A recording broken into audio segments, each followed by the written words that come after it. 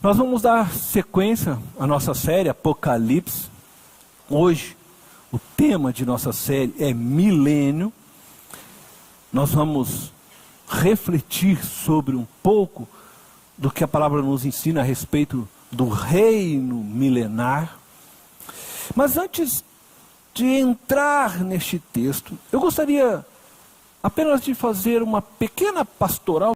Durante todo esse período que estivemos aqui estudando o livro do Apocalipse, eu tenho trazido à igreja diversos pontos de vista, e é claro que é natural que ao ensinar a igreja, eu dê ênfase naquilo que entendo ser a verdade bíblica. Mas eu também não estou aqui para dizer que o ponto de vista que eu, Cornélio, entendo ser a verdade, necessariamente tem que ser tomado por você que está aqui. E o que eu quero dizer com isso? Porque eu entendo sim que existe, dentro do livro do Apocalipse, diversas teorias ou diversas formas de você ler este livro e de compreender muitas das revelações deste livro. Por exemplo, no último encontro eu falei sobre predestinação. E eu disse que eu creio que todos nós fomos em Cristo predestinados à salvação. Mas que a predestinação, da forma como ela é ensinada, por exemplo, pelo teólogo Calvino, eu não concordo. Não concordo com a ideia de que Deus, antes da criação do mundo, por exemplo, ele escolheu seu pai para a salvação e a sua mãe para o inferno. E ele já escreveu lá no livro, antes da fundação do mundo, eu vou salvar o papai, a mamãe não. Não vou dar a ela sequer uma chance de conhecer a palavra, de ser impactada pelo Espírito. Eu creio sim que todos fomos em Cristo Jesus predestinados à salvação. Por isso a Bíblia diz que na cruz Jesus atraiu todos os homens nele. Todos com ele morreram na cruz com o fim de serem salvos. Da mesma forma que a palavra de Deus diz que é a vontade de Deus que todos os homens cheguem ao pleno conhecimento da salvação. Entretanto, eu quero dizer que respeito, se você tem uma posição, por exemplo, calvinista, e se você crê que lá no início, antes de todas as coisas, Deus já escreveu o nome de quem Ele deseja salvar, e o nome daqueles que Ele, porventura, não desejou salvar, automaticamente condenando estas pessoas à morte eterna. Então eu disse, e volto a afirmar, que isto é inconcebível, incoerente com um Deus que tem como característica do seu atributo o amor. Um Deus que vai trazer à existência um ser, tendo em sua consciência já determinado ele para uma morte eterna, para um sofrimento eterno. Como alguém pode amar ao ponto de trazer alguém à existência só para que ela passe o resto da eternidade sofrendo e não dar a chance a essa pessoa de ser salva? Então eu digo que isso é incoerente, inconsistente com os atributos e aquilo que Deus é. Mas aqueles que assim entendem, têm meu respeito. Por exemplo, também disse durante todo esse período que as duas testemunhas que se refere ao texto de Apocalipse é a igreja do Antigo Testamento, a igreja do Novo Testamento. Aqueles que podem entender e creem que essas duas testemunhas se referem a Elias e Moisés. Se você assim adota, como eu disse, não há problema. São teorias que são defendidas por algumas linhas teológicas. Eu, Cornélio, como eu disse, entendo que as duas testemunhas se referem à igreja de Cristo ao longo da história. A igreja do Antigo Testamento é a igreja do Novo Testamento. Da mesma forma, a palavra de Deus não define claramente para nós Em que momento a igreja de Cristo passa pelo arrebatamento? Então você tem linhas teológicas pré-tribulacionistas, linhas teológicas mesotribulacionistas e pós-tribulacionista. Eu tenho aqui ensinado, porque como eu disse, eu falo aquilo que conforme entendo e creio, que a igreja passa pela tribulação. No final dos últimos 7 anos é que acontece sim o arrebatamento, a vinda de Cristo e a ira de Deus sobre aqueles que ficam. Então eu entendo dessa forma e assim eu tenho explanado. Mas se você é pré-tribulacionista ou se você é meso-tribulacionista, por que estou dizendo isso? É porque eu não estou aqui tentando confrontar a sua fé naquilo que você entende, não é meu objetivo. E também não estou aqui tentando trazer você a pensar o que eu penso, também não é meu objetivo. O que eu espero, acima de tudo, é que o Espírito Santo de Deus te ajude a entender e você poder sim, a partir de tudo isso, tomar a sua posição em oração e entender, conforme o Espírito te orientar, a verdade da palavra. Mas que você tenha a ousadia de sair do seu conforto, daquilo que você crê, e deixar o Espírito te confrontar, para que você possa analisar e avaliar se aquilo que tenho trazido é verdade ou não. Hoje, mais uma vez, nós vamos nos confrontar com uma parte de um texto, e talvez eu diria o mais difícil de todos eles, para este fim. Existem muitas posições a respeito do reino milenar. Então eu vou ir com muita calma hoje com vocês aqui. Peço que vocês estejam com corações abertos para ouvir, entender e analisar tudo que vai ser falado. Nós vamos refletir hoje nos capítulos 19 e 20 do livro do Apocalipse. Estes 2 capítulos nos apresentam o encontro dos santos com Jesus. Isto é, o casamento da igreja com o noivo Jesus. E também a derrota da trindade maligna, Satanás, a besta e o falso profeta. Também, estes capítulos nos mostram que serão punidos todos que receberam a marca da besta, e todos que se embriagaram com o vinho da grande prostituta. Deus será vindicado, restituído em sua glória, ao executar a justiça sobre toda forma de mal e também sobre todos que praticaram o mal e que rejeitaram seu Filho Jesus Cristo. Ao aplicar a justiça, o sangue dos justos derramado ao longo da história humana é vingado por Deus. O Senhor nosso Deus realizou tudo o que era possível, eu tenho dito isto, para salvar todas as pessoas que já viveram neste mundo. Enviou seu Filho, o Cordeiro, Jesus Cristo, que por meio de sua morte na cruz, propiciou salvação para todo que nele crer. Agora, o Filho ressurreto volta como Rei dos Reis e Senhor dos Senhores. E no dia destes acontecimentos finais, os jornais de todo o mundo estampará como manchete, se não nesta forma literal, mas aquilo que diz o texto de Apocalipse, capítulo 19, versículo 20. E eu quero ler esse texto com vocês.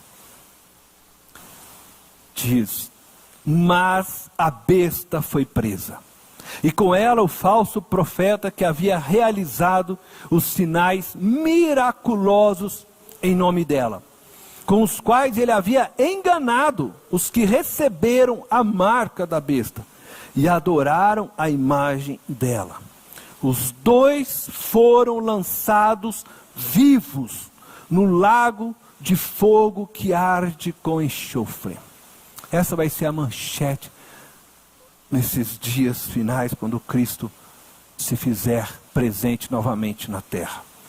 A besta e o falso profeta, embora possam representar o espírito do anticristo que opera sobre o mundo dos homens ao longo da história, juntamente com o espírito da Babilônia, que nós falamos no último encontro, eu quero dizer que não são somente um espírito que atuava sobre Roma e que atua sobre o nosso sistema econômico, cultural, político e religioso de nossos dias. Não estamos falando apenas de um espírito de época. Não estamos falando apenas de sistemas humanos e institucionais criados por homens, dominados por este espírito de época. Nós estamos falando de seres malignos que atuam através de homens e de suas instituições, inspirando e motivando a maldade em nosso mundo. Estamos falando de seres espirituais reais. O diabo é real. Existem teólogos que não acreditam na realidade do diabo. Entendem que o diabo é uma forma figurada de se representar o mal sobre o mundo.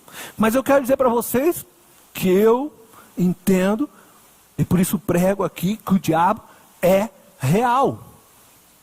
Suas bestas são reais, assim como os anjos caídos que atuam em nosso mundo são reais. Estes seres espirituais não são mitológicos. Eles não são apenas figuras, como alguns querem dizer, para representar o mal. Eles são reais. Embora nós, quando lemos este livro do Apocalipse, eu tenho dito, que este livro foi escrito de uma linguagem apocalíptica, existem muitas coisas aqui figuradas, mas quando ele trata dessa realidade, embora ele possa falar que esse dragão tem tantas cabeças, isso, mas ele está falando de um ser real existente. E esses seres malignos, reais, anjos caídos, quais nós tratamos como demônios, influenciam o nosso mundo.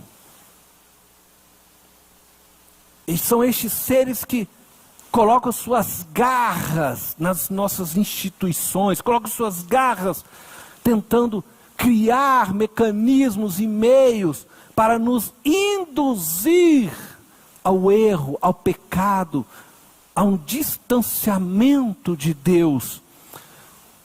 E eles criam através dessas instituições, através deste sistema que eles vão se organizando, através da influência que exerce sobre os homens, um sistema que embriaga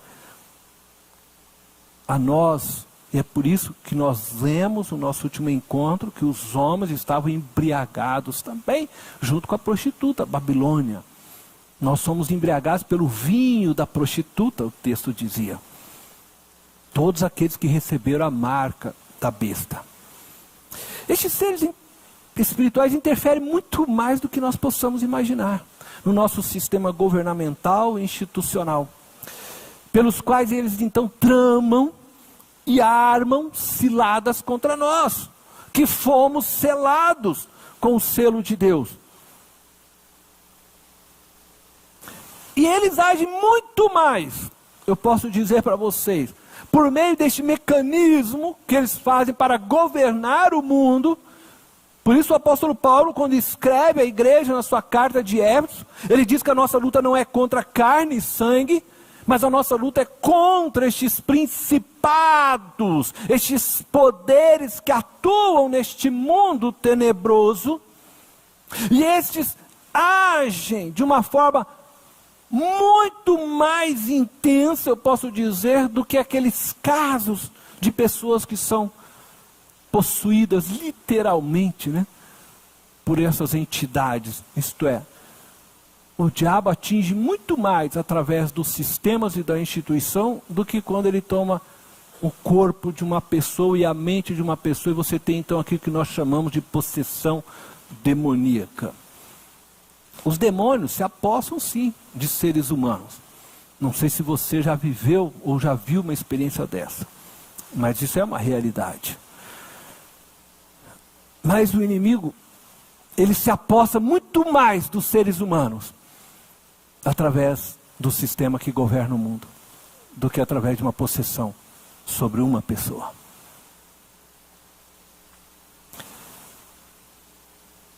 Bombagira, Tranca-Rua, Preto Velho, Sete Chaves, enfim, tantos nomes que existem de demônio, tantas entidades espirituais, são muito pequenos diante os demônios que dominam os poderes políticos, econômicos, religiosos e culturais de nossas cidades. E que através destes poderes transformam seres humanos, desculpa a expressão da forma que eu vou colocá-la, em pequenas bestas, vítimas do engano. Estes demônios aprisionam o nosso saber, as nossas vontades, nos induzem criando uma cultura de valores e preceitos de tal forma que nós acabamos servindo a eles sem percebermos muitas vezes que os servimos.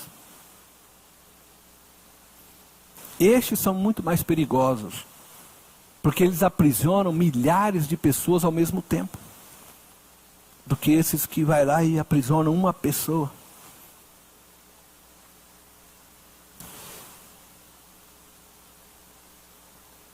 E por fim, se não estivermos cuidando e atentos, como falamos em nosso último encontro, acabamos sim nos transformando em adoradores da besta, adorando o modelo de vida que este sistema nos vende, e nos tornamos iguais a eles.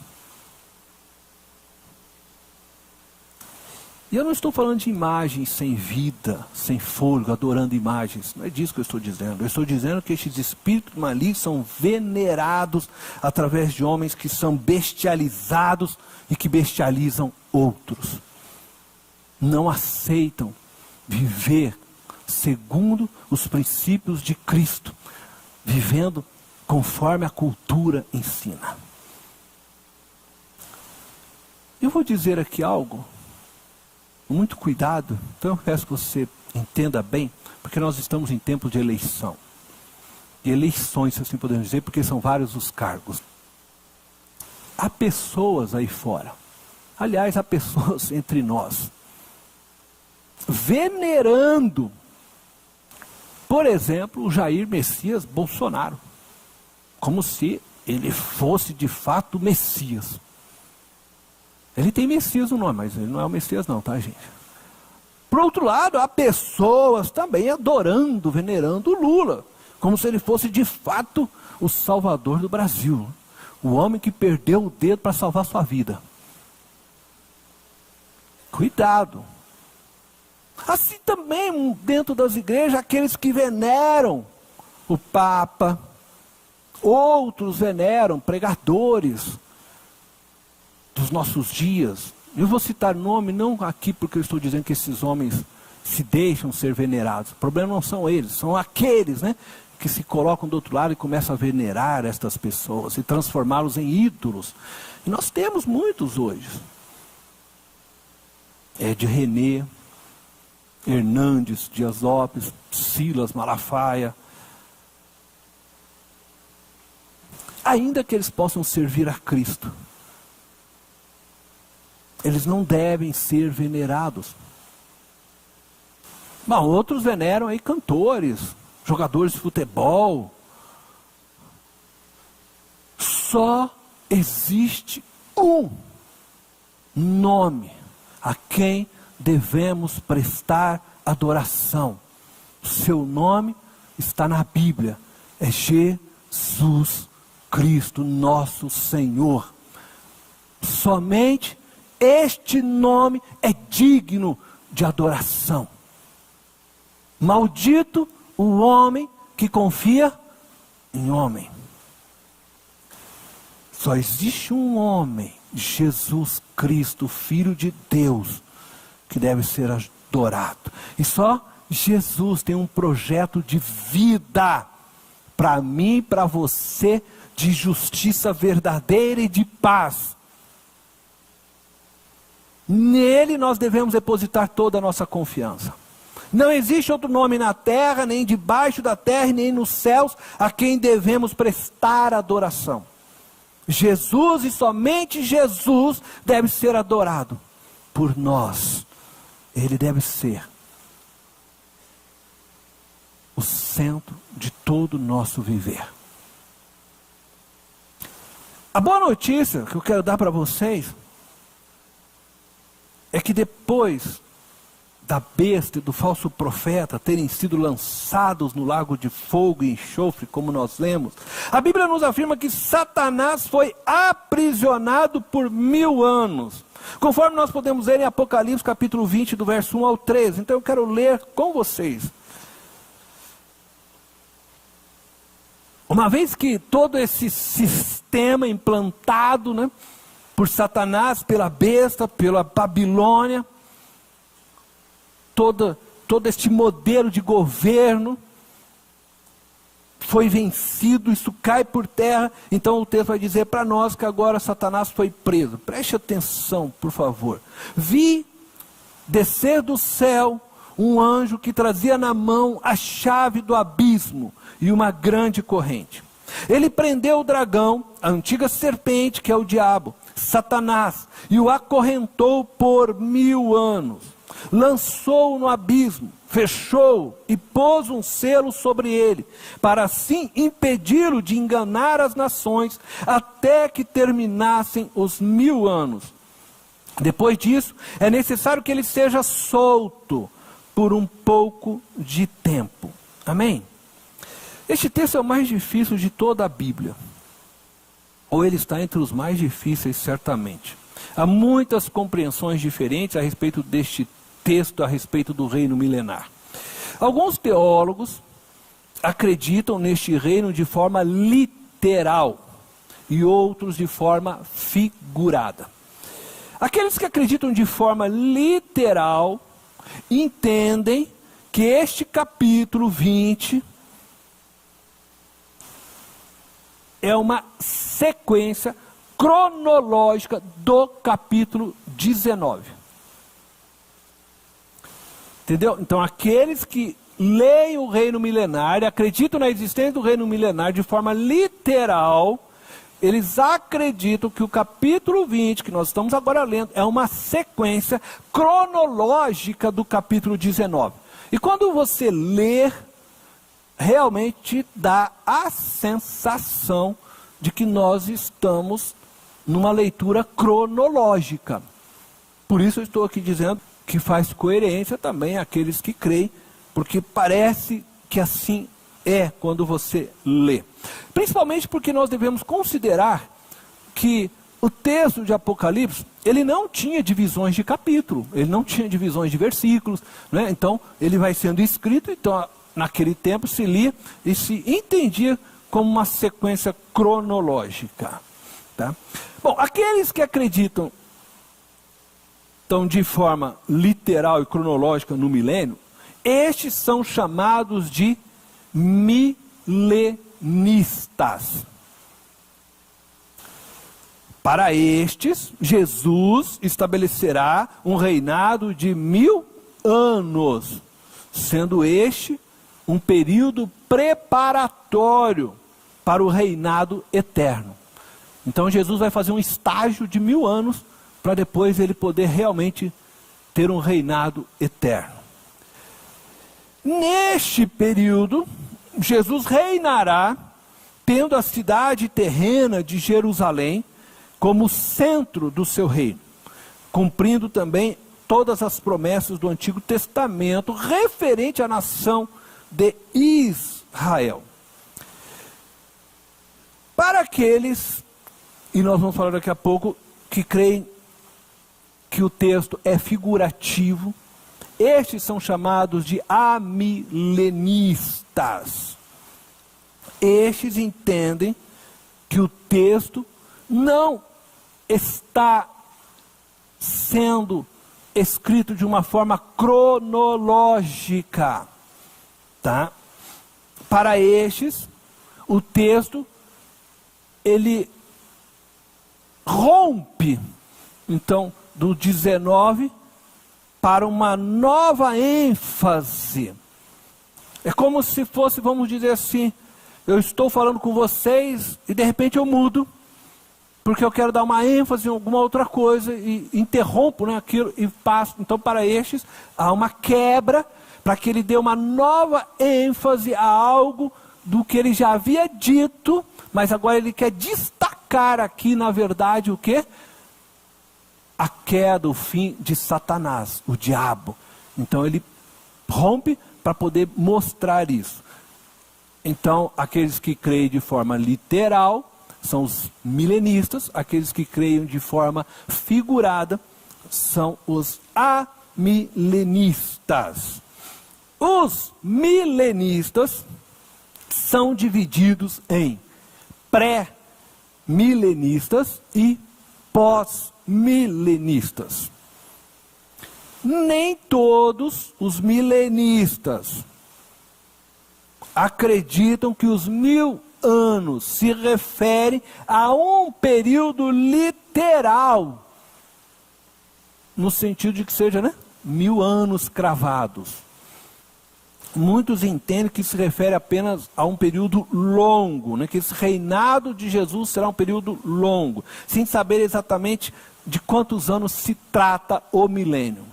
Então você tem um grupo que defende 1000 anos, literalmente, tem outros que entendem também de forma figurada os 1000 anos, dentro dos milenistas. Os pré-milenistas são divididos também em dois grupos. Você tem então um pré-milenista dispensacionalistas e pré-milenistas históricos.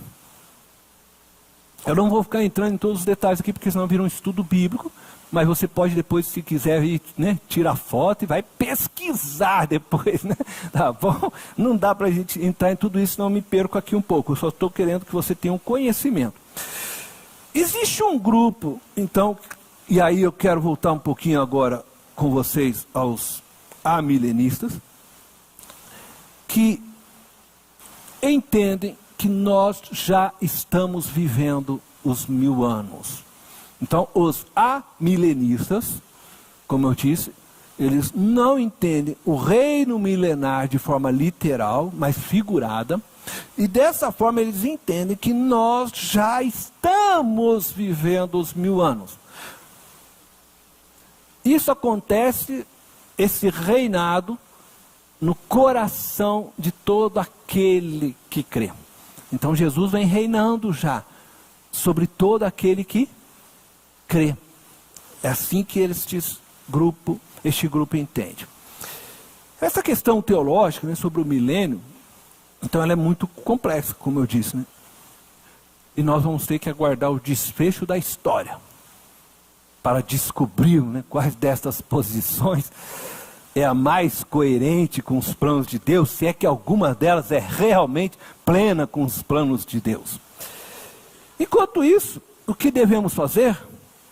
Nós devemos nos unir e trabalhar pela causa do reino de Deus com muita maturidade e amor. João descreve algumas características deste reino milenar. Entre elas, que Satanás está impedido de enganar as nações neste período. Veja o que diz Apocalipse 20, versículo 3. Lançou no abismo, fechou e pôs um selo sobre ele, para assim impedi-lo de enganar as nações, até que terminassem os 1000 anos.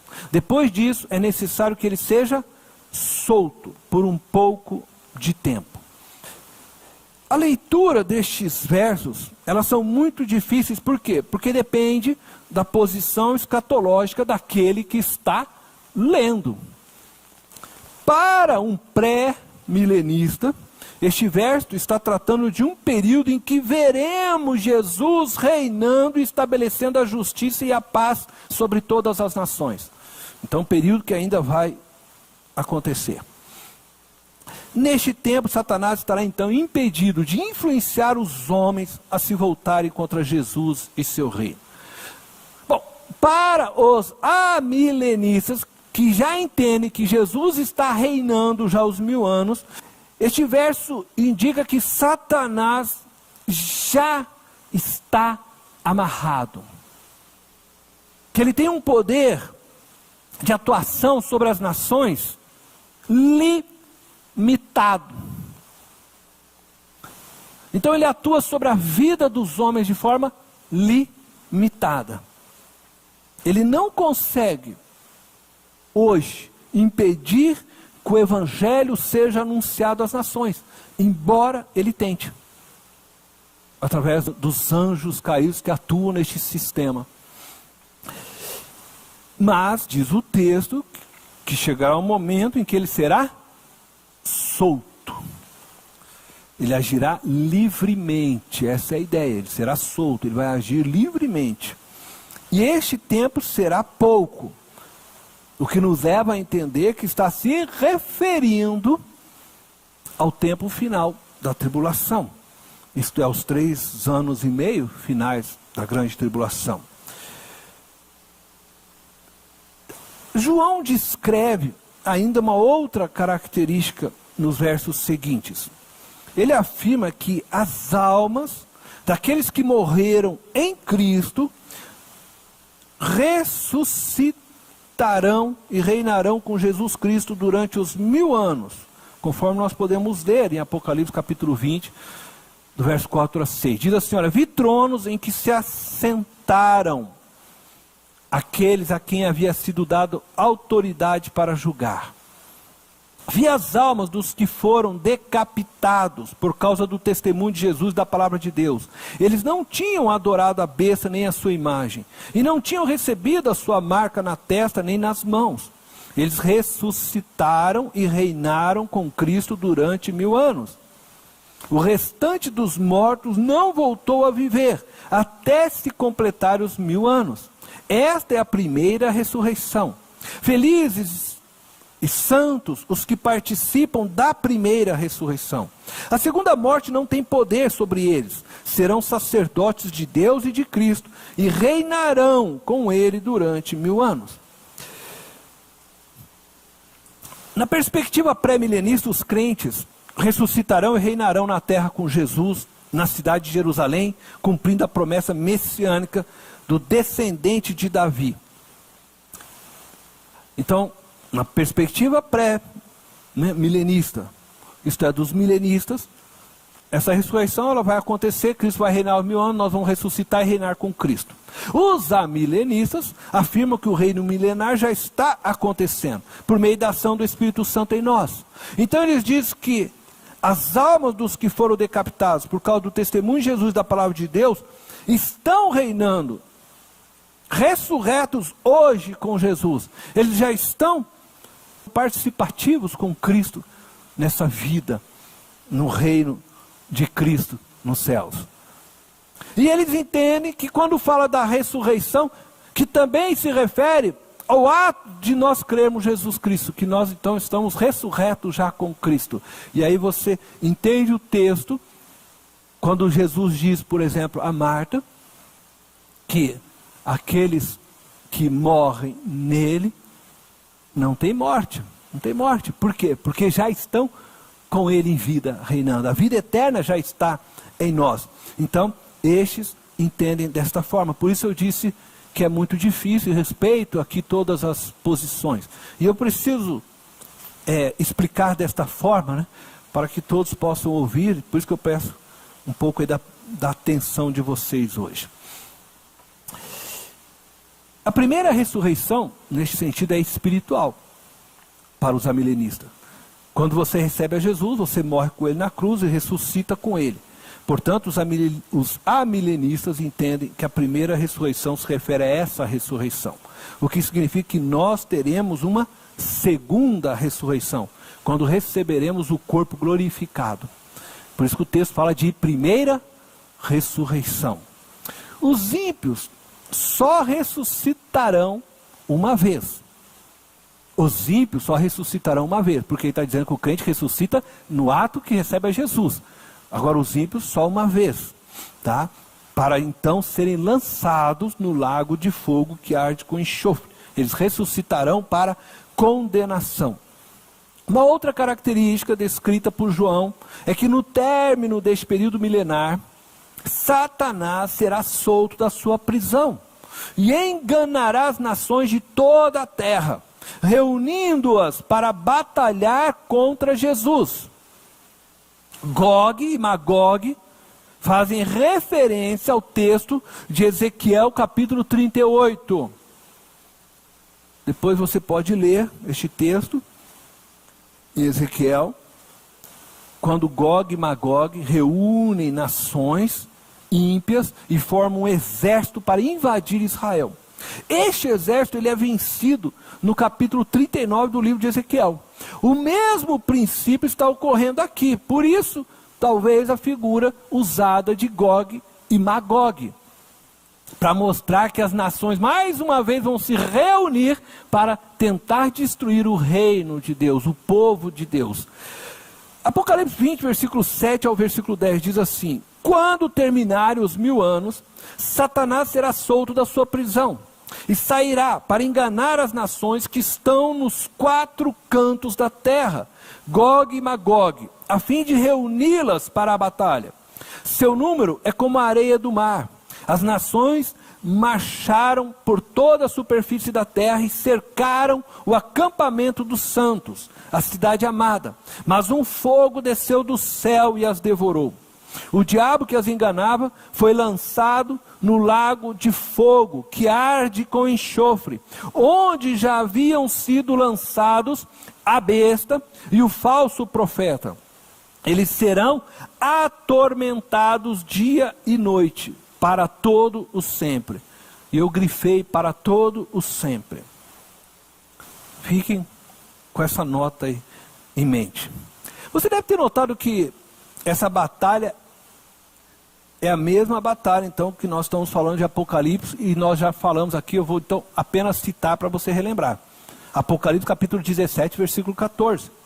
Apocalipse capítulo 19, verso 19 ao 21. É a mesma batalha. Quando nós vemos aquele texto, o que acontece? Nós vamos ver que quando vai chegar o fim, as nações se reúnem para lutar contra Cristo. Esse é o mesmo episódio, é a mesma história que está aqui acontecendo. Essas batalhas descritas no livro de Apocalipse, então, se refere à batalha do Armagedon, ou do Monte Megido, que está descrito lá em Apocalipse capítulo 16, versículo 16. Veja o que diz: então os 3 espíritos os reuniram no lugar que em hebraico é chamado Armagedon. Nós lemos sobre essa batalha. Nós estamos no mesmo episódio.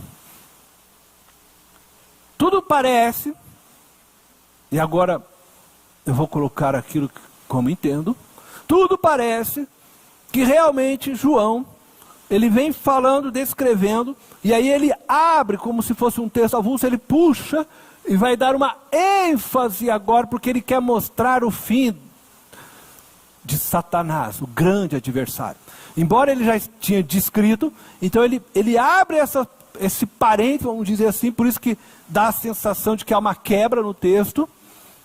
Quando você lê, você está achando que está seguindo uma sequência cronológica, mas na verdade ele quebra para poder mostrar de fato como o inimigo, o grande adversário, ele é derrotado. Seria muito estranho,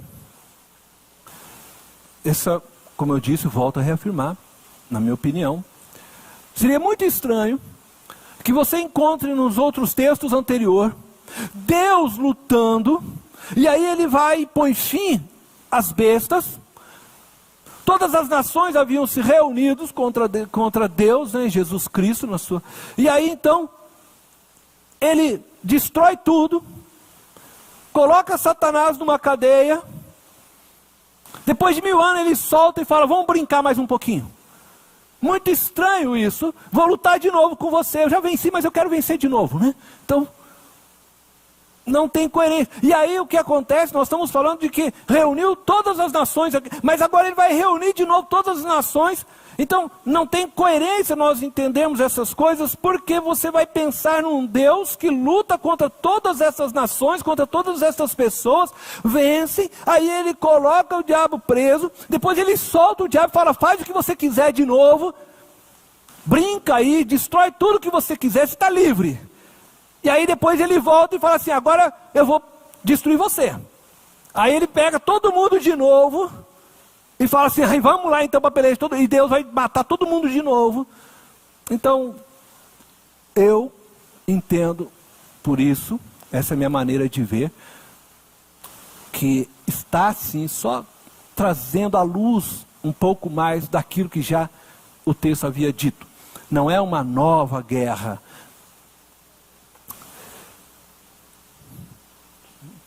Mas, volto a dizer, se você entende que é 1000 anos, o diabo vai ficar preso, aí depois solta de novo, aí vai ter outra guerra de novo, eu respeito. Bom, diz assim agora o texto, Apocalipse capítulo 20, do verso 11 ao 15.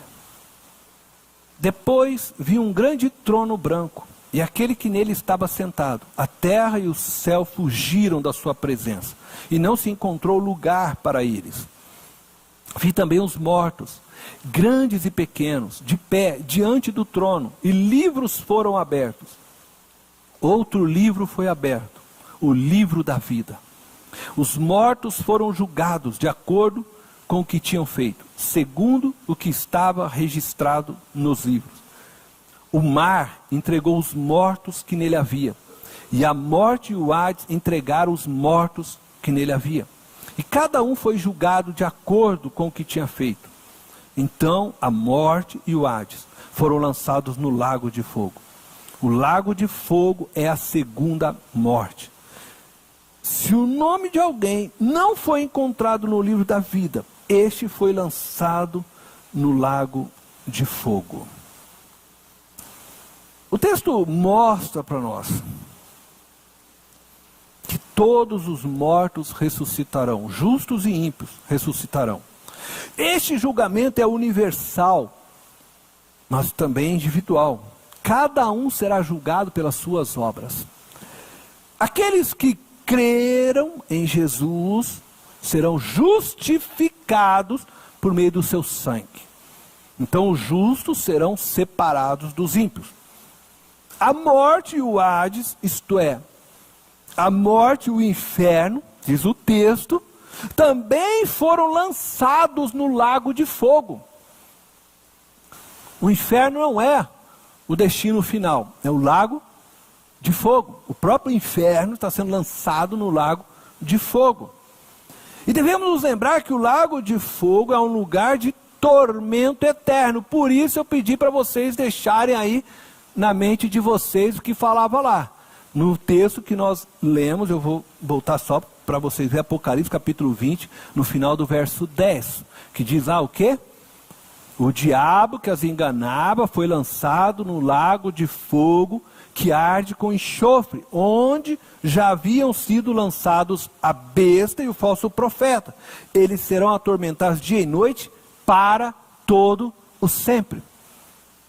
Existem algumas linhas teológicas, alguns pastores que pregam o fim da alma, que acreditam que aqueles que não terão a vida eterna, isto é, aqueles que não serão salvos, ressuscitarão, serão julgados, lançados nesse lago de enxofre e acabou.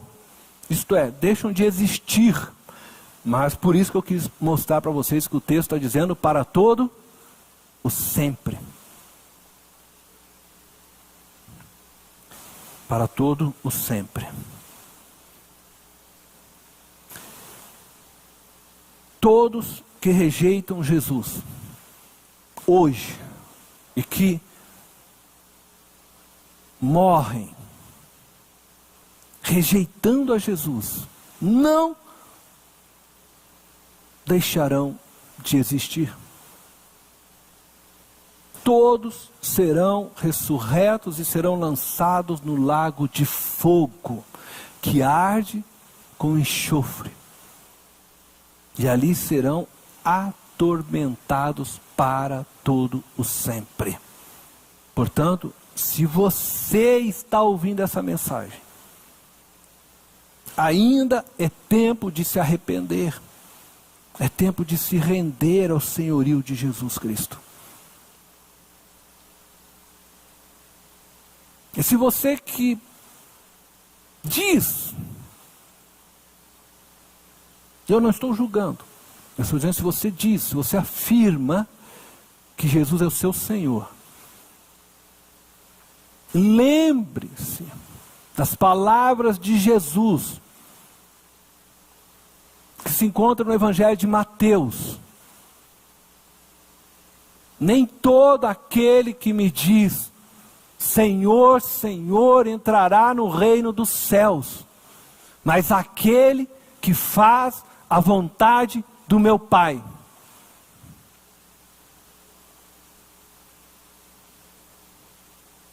Não é uma questão de você falar que Jesus é Senhor. É se você realmente obedece à vontade dEle. Como é que a gente obedece? É no dia a dia. A gente obedece quando a gente é submisso aos pastores, a gente obedece quando é submisso às autoridades, a gente obedece quando a gente respeita o nosso próximo, a gente obedece quando a gente ama o outro, quando a gente nega a nós mesmos, a gente obedece quando obedece Jesus. E eu quero encerrar essa mensagem lembrando que as almas debaixo do altar, citadas no capítulo 6 desse livro, pediram a vingança divina. Os mártires clamaram pela vingança. Deus prometeu que julgaria os perseguidores, mas na hora por Ele determinada. Desde os livros do Antigo Testamento, Deus prometeu que os ímpios seriam castigados. A meretriz Babilônia, a besta do mar, a besta da terra, o dragão, Satanás, o adversário, e todos os seus colaboradores, todos que receberam a marca da besta, que deixaram ser tomados em sua mente pelo modelo implantado pelo diabo, todos que trabalharam para ele, serão lançados no lago de fogo que arde com enxofre. Apocalipse 20 quer ensinar a nós cristãos que Satanás, a besta, o falso profeta, a morte, o inferno, todos estão condenados, todos serão vencidos. A vitória do Senhor é real. A sua vitória em Cristo Jesus é real. A palavra de Deus para você: seja fiel até o fim. Jesus vencerá e reinará para todo sempre. Todo mal deixará de existir. Não existirá mais dias maus. Não existirá mais medo. Não existirá mais morte. Não existirá mais inferno. Um novo céu e uma nova terra irão surgir. E no próximo encontro nós vamos falar sobre o novo céu e a nova terra. Eu quero convidar você a fechar os olhos.